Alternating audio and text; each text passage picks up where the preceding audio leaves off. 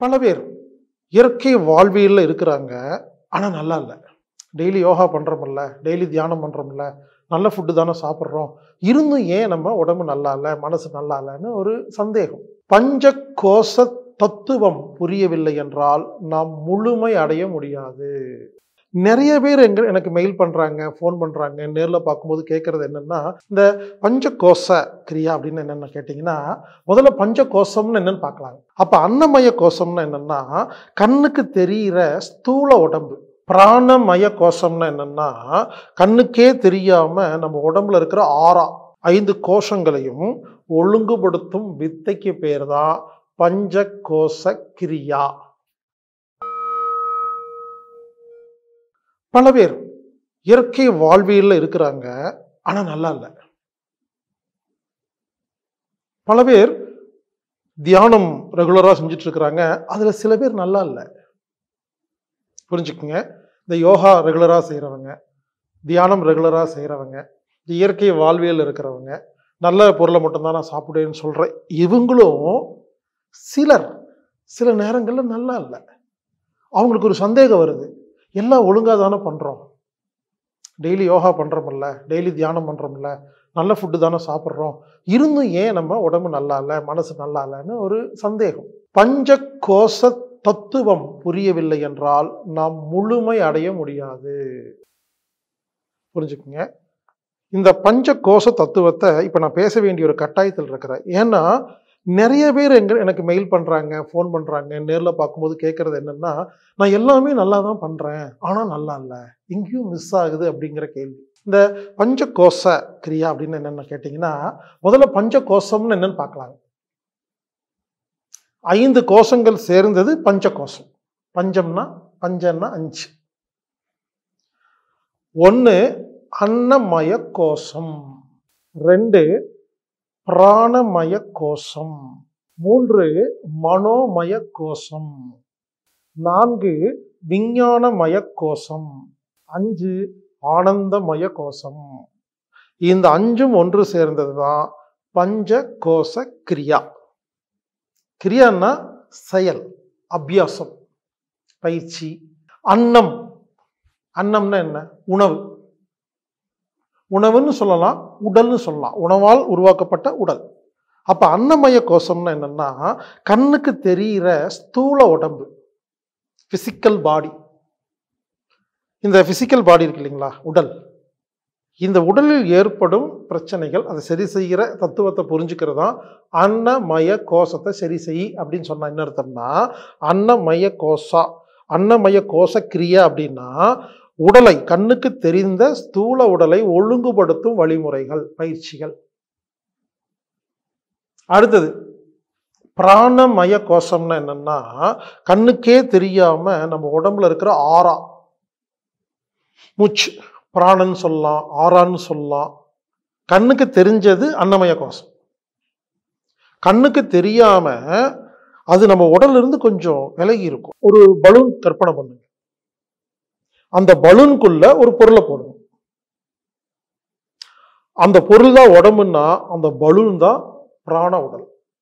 நம்மளை சுத்தி ஒருத்தருக்கு 1 இன்ச் இருக்கும், ஒருத்தருக்கு 2 இன்ச் இருக்கும். கண்ணுக்கு தெரியாத ஒரு ஸ்தூல உடல் இருக்கு.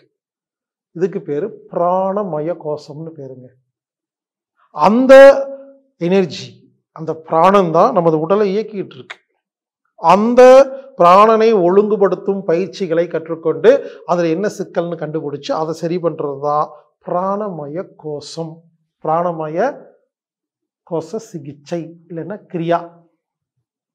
அடுத்தது மனோமய கோஷம் அப்படின்னு என்னன்னா, இதுவும் கண்ணுக்கு தெரியாத ஒண்ணு. மனம். நமது மனம் சொல்றோம் இல்லைங்களா, மனசு கேட்கவே மாட்டேங்குது, மனசு ஒரே கஷ்டமா இருக்கு, உங்களை பார்த்தோன்னா மனசு ஒரே ஹாப்பியா இருக்கு. அப்ப அந்த மனசுன்னு ஒண்ணு இருக்கா இல்லையா? இந்த மனம் சம்பந்தப்பட்ட விஷயங்கள், அதன் மூலியமாக வருகிற நல்லது கெட்டது, அதன் மூலியமாக அதிகரிக்கும் சக்தி, குறையும் சக்தி, இந்த விஷயங்களை புரிந்து கொண்டு மனதை ஹாப்பியாக, மகிழ்ச்சியாக வைத்துக் கொள்ளும் அந்த வித்தையை கற்றுக்கொள்வதுதான் மனோமய கோஷ கிரியா. அடுத்தது விஞ்ஞானமய கோஷம். விஞ்ஞானம்னா இன்டலெக்ட், அறிவு, புத்தி அப்படின்னு சொல்லலாம். ஆமாங்க. ஒருத்தருக்கு எந்த அளவுக்கு அறிவு இருக்குதோ, எந்த அளவுக்கு புத்தி இருக்குதோ, அந்த அளவுக்கு அமைதியா, நிம்மதியா, சந்தோஷமா இருக்கலாம். எந்த அளவுக்கு அறிவு இல்லையோ, எந்த அளவுக்கு புத்தி இல்லையோ, எந்த அளவுக்கு விஞ்ஞானம் தெரியவில்லையோ, அதற்கான துன்பங்கள், துயரங்கள் கண்டிப்பாக வரும். அப்ப நீங்க புரிஞ்சுக்குங்க, நமக்கு வர துன்பத்துக்கு என்ன காரணம்னா, நமக்கு விஞ்ஞானம் தெரியல, அறிவில்ல அப்படிங்கிறது தான் டீசென்ட்டா. விஞ்ஞானம் தெரியல, புத்தி இல்ல அப்படிங்கிறது தான் டீசென்ட்டா. விஞ்ஞானமய கோஷம் ஒழுங்கா இல்ல. அப்ப அந்த விஞ்ஞானமய கோஷத்தை ஒழுங்கு செய்யும் பயிற்சி தான் விஞ்ஞானமய கோஷ கிரியா. கடைசியா 5வது ஆனந்தமய கோஷம். இது உயிர் சம்பந்தப்பட்டது. உடல், மனம், உயிர். உடல், பிராணன், மனம், அறிவு, கடைசியா உயிர்.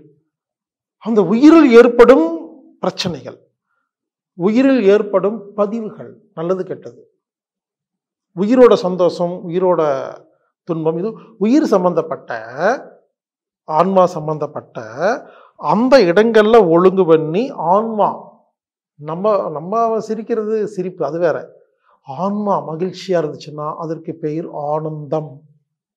ஆனந்தமய கோஷம்னு என்னன்னா, ஆன்மா லெவல்ல போய் அங்க இருக்கிற பிரச்சனைகளை சரி ஆன்மா ஹாப்பியா இருக்கிறது.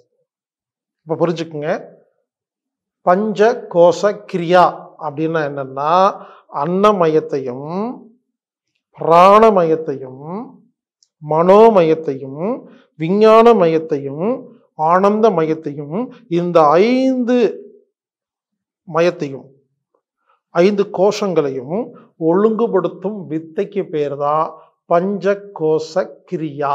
இப்ப புரிஞ்சுங்களா? அப்போ ஒரு சில பேர் தியானம் செய்றீங்க, ஒரு சில பேர் யோகா செஞ்சுட்டே இருக்கீங்க, ஒரு சில பேர் சுயசார்பு வாழ்க்கையில் இருக்கிறீங்க, நல்லவங்களா இருக்கீங்க, அதெல்லாம் ஓகே. அப்ப இந்த 5ல ஏதோ ஒண்ணு குறையுது. சில பேர்த்துக்கு 2 குறையுது, சில பேர்த்துக்கு 3 குறையுது, சில பேர்த்துக்கு 5மே குறையுது. இப்படி உங்களுக்கு எது குறையுதுன்னு எனக்கு தெரியாது. அதை நான் கூடவே ஒரு 4 நாள் 5 நாள் உங்க கூட இருந்தா, சில நேரத்தில் 6 மாசம் கூட இருந்தா தான் கண்டுபிடிக்க முடியும். நாம இந்த கோஷத்தை ஒழுங்கா வச்சுக்கல, அதனாலதான் ஏதோ முழுமை இல்லாம இருக்குன்னு புரிஞ்சுக்கிட்டு நீங்க என்ன பண்ணுங்க, உங்களை சரி செஞ்ச உடனே, அந்த கோஷம் சரியான உடனே உங்களுக்கு முழுமை கிடைச்சிடும், முக்தி கிடைச்சிடும், ஞானம் கிடைச்சிடும், நீங்க என்லைட்மெண்ட் ஆயிருவீங்க. அன்னமய கோஷத்தை ஒழுங்கு செய்யும் பொழுது உடல் ஒழுங்காகிறது. பிராணமய கோஷத்தை ஒழுங்கு செய்யும் போது ஆறா ஒழுங்காகிறது. மனோமய கோஷத்தை ரெடி பண்ணும் பொழுது மனம் இலகுவாகிறது. விஞ்ஞானமய கோஷத்தை ஒழுங்கு செய்யும் பொழுது புத்தி தெளிவாகிறது. ஆனந்தமய கோஷத்தை தெளிவு பண்ணும் பொழுது அது ஆன்மாவை தெளிவு செய்கிறது.